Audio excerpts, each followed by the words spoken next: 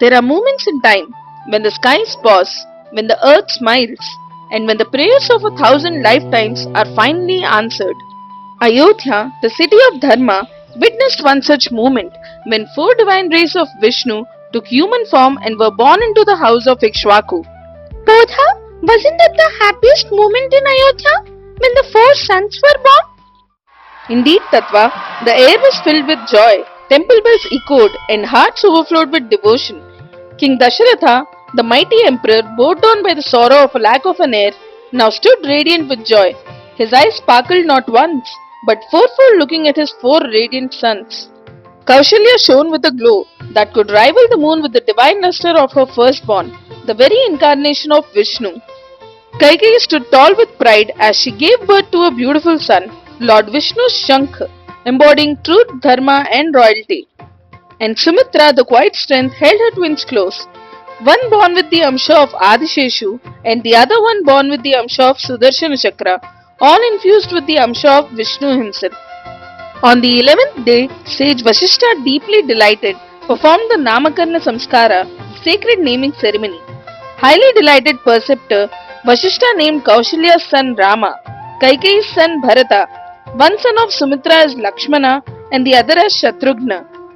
But Bodha, why these specific names? Why these names? Well, that's a deeper story, covered in a short for those who are interested to know. The city rejoiced. All rites of birth and purification were conducted in full, preserving the sacred traditions. King Dasharatha, with a heart full of gratitude, showered abundant jewels upon Brahmins in charity. So their names weren't just beautiful, they were beacons of their purpose.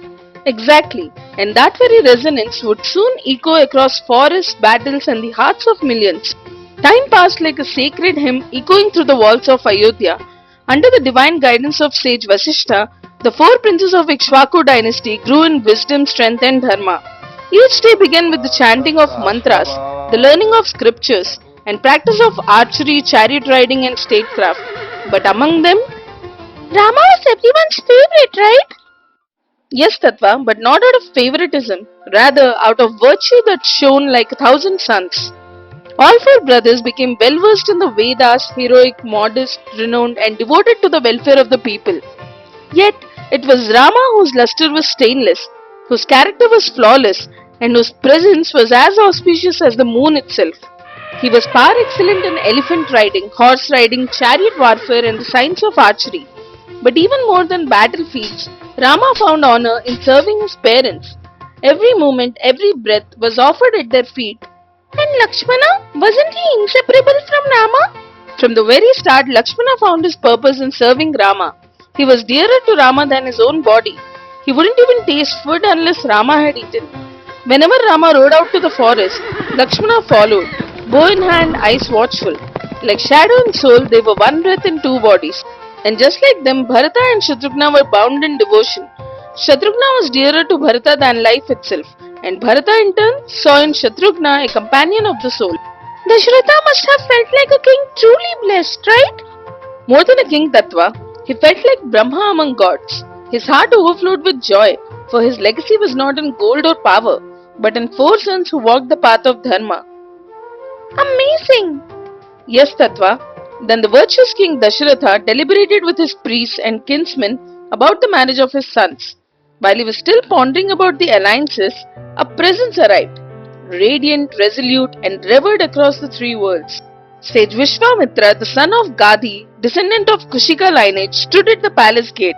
He instructed the doorkeepers calmly, informed the king, the son of Gadhi seeks audience. The guards, overcome with awe, some with fear, some with reverence, rushed inside, minds stirred, feet hurrying. Upon hearing the guards, Dasharatha was filled with immense happiness. With Vasishtha and other sages, he went forward and greeted the sage with offerings, humility, and heartfelt respect. Vishwamitra blessed him, then inquired about the well-being of the kingdom and his family. He approached Vasishtha and other sages as per protocol and greeted them reverently. And Dasharatha welcomed him with all due respect and procedure. O great sage, Dasharatha said, your penance has made you brighter than the sun and moon. Your presence purifies me. Please, let me serve you. I give my word that whatever you ask for will be my duty. Now came the moment of truth. Vishwamitra, pleased, replied with a smile, O king, I have undertaken a sacred yajna with vows of restraint and purity. But two Rakshasas, Maricha and Subahu, shapeshifters, rain flesh and blood on my altar. Each time I near completion, they violate the sanctity. I cannot curse them, the vow forbids it. Therefore, I ask for your eldest son Rama, valiant, youthful, and righteous, to accompany me and protect the yajna. He is capable. I'll train him for the purpose so that no one will be able to withstand him. Rama alone can destroy them. Do not hesitate due to affection. If you seek righteous fame, then grant me Rama for just 10 days. And with that, Vishwamitra fell silent. What did Dashratha say? He was shaken. His smile faded. His hands trembled. My son Rama is less than 16. How can he face Rakshasas skilled in deceitful battle? Take me. Take my entire Rakshayani army. Let me guard your sacrifice. I beg you, not Rama. He's barely trained. He's my eldest, my very soul. Then he paused and asked, Who are these Rakshasas? Whose sons? Who is protecting them? Vishwamitra answered, calm yet thunderous, The servants of Ravana, born of Pulastya, brother of Kubera, son of Vishravas, empowered by a boon from Brahma. Ravana himself does not attack, but he sends these two, Maricha and Subahu, in his place. That must have shaken Dashratha more, right? Yes, his heart couldn't let go. I'm powerless before Ravana. Even gods, Danavas, Gandharvas, serpents, none can withstand him. What can mere mortals do? These Rakshasas resemble Yama himself. Take me, but not my child. Vishwamitra, radiant like fire fed with ghee, was seized by anger. You gave me your word, he thundered. You're a descendant of Raghu, and yet you break your promise? So be it. I shall leave. Enjoy your kingdom with your sons. The earth shook, the Devatas trembled. But then, like a pillar of dharma, Vasishtha spoke. O Dasharatha, son of Ikshvaku, a promise broken destroys lifetimes of merit. This is Vishwamitra, no ordinary sage. He commands celestial weapons that can change forms, vanquish asuras, and shield the world. He does not need Rama. He is in fact blessing Rama with the opportunity to be invincible under his guidance. Let your son go. That must have consoled him. He agreed, right? Yes, with a heart filled with reverence and tears brimming with pride, he did. Rama and Lakshmana were called. Vasishtha recited mantras sanctifying them for the journey. Dashratha kissed Rama's forehead and with a heart now cheerful, placed him under Vishwamitra's care. The departure of glorious Vishwamitra was greeted with incessant showers of flowers, the beating of celestial drums, and the blowing of conches. Vishwamitra led the way. Rama, bow in hand, walked behind. Lakshmana, ever loyal, followed like a shadow, sidelocks flowing, armed and alert. After walking half a yojana on the southern bank of Sarayu, Vishwamitra paused. He turned to Rama Lakshmana and asked them to do Achamanam. There and then, Vishwamitra gifted them the sacred Bala and Atibala mantras, two divine sciences born of Brahma himself.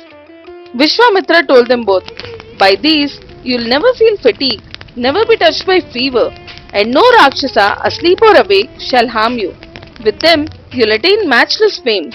Rama and Lakshmana devotedly received the mantras from Brahmarshi. That night, the princes, unused to beds of grass, found joy and slept peacefully listening to the sage stories and warmth on the banks of Sarayu. The journey had begun, hadn't it?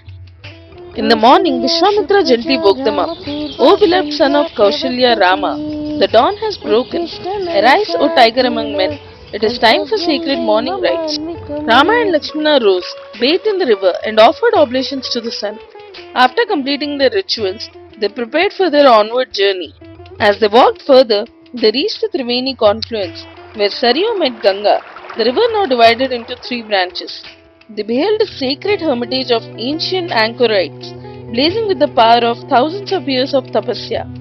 Rama and Lakshmana, their eyes wide with awe, turned to Vishwamitra. Whose hermitage was it? They asked the same. O revered one, said Rama, whose sacred space is this? Vishwamitra smiled. This was the hermitage of Lord Shiva. Long ago, Kama tried to awaken desire in Lord Shiva, who was lost in deep tapas. Lord Shiva rode, and from his third eye, fire blazed forth, reducing Kama to ashes. His body gone, he became Ananga, the formless one. and this land where his body dissolved is called Angadesha. These sages here are his disciples, righteous and sinless. They spend the night there receiving the hospitality of the sages. At dawn, the trio took a boat arranged by the ascetics to cross the Ganga. As the boat moved midstream, suddenly a thunderous sound burst from the waters. What was it, Bodha? Rama asked the same. Vishwamitra replied, This river you hear is Sarayu, born of Manasa Sarovara, the lake born from Brahma's Manasur mind on Mount Kailasha. The river Sarayu surrounds Ayodhya. As Ganga meets Sarayu, their mighty currents collide and the waters sing in thunder. Offer your salutations, O Rama and Lakshmana. With calm minds, Rama and Lakshmana bowed low to the sacred rivers before continuing south towards destiny. What did they see next, Tattva? Rama looked around the dense and dreadful forest that lay before him. His sharp eyes noticed its eerie aura, a place untrodden by man, filled with danger at every step. He turned to the radiant sage and asked with wonder, O great sage, this forest echoes with the shrill cries of crickets and terrifying roars of ferocious beasts. Birds shriek ominously. Lions, tigers, boars and elephants roam about wildly. The dense trees Dava, Ashwakarna, Kakuba, Bilva, Tinduka, Patala and Badri stand tangled like guardians of an ancient curse. What is this forest? Why does it feel so fearsome? Vishwamitra, glowing with the divine energy, answered, O child, I shall tell you the tale of this dreadful land. Long ago, two grand cities stood here, Malada and Karusha, crafted by celestial architects. After slaying Vrittasura, Lord Indra was tainted by the sin of killing a Brahmin. Weighed on by the hunger and impurity, he came here. Devas and sages brought sacred waters from all the rivers and bathed Indra, cleansing him of his sins. The land absorbed his impurities and his hunger. Pleased, Indra blessed this region to be eternally fertile and prosperous. Thus, these cities came to be known as Malada and Karusha. But after many years, darkness descended. A Yakshini named Tataka, wife of Sunda and mother of Rakshasas Maricha and Subahu, invaded this land. Possessing the strength of 1,000 elephants and the power to change forms at will, she ravaged these cities. Her son Maricha and Subahu too were a terror. The people fled, and this once prosperous land became cursed and deserted. Tataka now resides 1.5 yojanas from here, blocking all who pass. No one dares tread this way. But you, Rama, you shall change that. Slay her and make this land habitable again. Rama listened, but with calm reservation he questioned, O sage, I've heard that Yakshas are not so powerful, and she's a woman. How can she possess such strength as 1,000 elephants? Long ago there was a mighty Yaksha named Suketu. He was blessed by Brahma with a daughter who would possess the strength of 1,000 elephants. He named her Tataka, and she grew up radiant and strong. She married Sunda, son of Jarja, who bore 2 sons, Maricha and Subahu.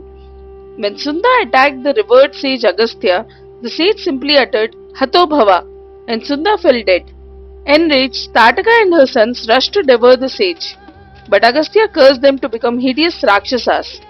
Tataka, once a celestial being, was transformed into a wild demoness, cannibalistic, distorted and cruel. Since then she has raged through these lands. Rama, for the welfare of cows and sadhus, you must strike her down. Do not hesitate just because she is a woman. You are a prince. Your duty is to protect Dharma. Even Indra once slew Mantara, the daughter of Virochana. Vishnu destroyed Kavya, the wife of sage Bhrigu. After all, terrorism doesn't have any gender. Rama folded his hands and responded, In Ayodhya, in the presence of elders, I was entrusted to your guidance by my father. Your word is my command. For the good of this land and the upholding of Dharma, I shall slay Tataka. With that, Rama clenched his bow's center, and the forest trembled at the sound of its tautening string. The twang echoed across the 10 directions. The dwellers of the forest froze in terror. Tataka, the demoness, heard that sound and her fury erupted. She charged, her hideous form twisted with rage, hair matted, eyes blazing. Rama turned to Lakshmana and said, Behold, O Lakshmana, how terrifying her form is. Yet, because she is a woman, I should merely disable her, cutting off her ears and nose to drain her powers and send her fleeing. But Tataka, enraged, raised a cloud of dust, blinding the forest, and roared like thunder. She showered giant boulders upon the princess through her sorcery. Rama, calm yet furious, retaliated with a volley of arrows. He severed her hands as she lunged forward. Screaming in pain, she retreated, and Lakshmana, burning with indignation, cut off her ears and nose. But she was no ordinary foe. Tataka vanished, shifting forms, and began to hurl stones from all directions. Rama and Lakshmana stood strong, but dusk was nearing. Vishwamitra then cried out, O Rama, end her now. The night strengthens the Rakshasas. She shall become unsaliable. Show her no more mercy. Rama, determined, took position. With every sound she made, he sent arrows piercing the air. Tataka, drenched in rage, advanced one final time. Rama took aim. His arrow flew like lightning and struck her chest. With a thunderous crash, she fell dead. From the heavens, Indra and the celestials cried out, well done, Rama. Flowers rained from the skies. The Devas, filled with joy, turned to Vishwamitra and said, O Kaushika, Rama is worthy. Now bestow upon him the celestial weapons. He must wield them for the battles yet to come.